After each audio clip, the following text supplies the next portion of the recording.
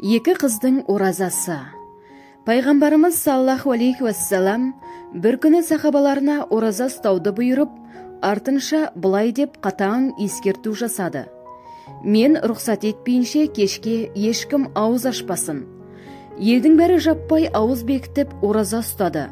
Кеш түскенде жеке-жеке келіп, ауыз ашуға рұқсат алып жатты. Дәл осы тұста бір кісі жақындап келіп: «Уа Расулла, екі қызым күні бойы ораза ұстаған еді. Ұялғандықтан өздері келіп сізден рұқсат сұрай алмады. Рұқсат етсеңіз, оразаларын аяқтап, ауыздарын ашса, жақсы болар еді», деп өтініш білдірді. Алайда рұқсат берілмеді.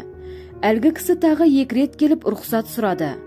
Үшінші рет келгенде пайғамбарымыз саллаллаху алейхи уассалам: «Өкініштісі, олар бүгін ораза ұстаған жоқ.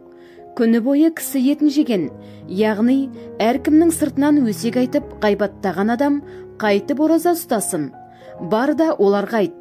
Егер ниет етіп ораза ұстағандары рас болса, дереу қысып тастасын», деді.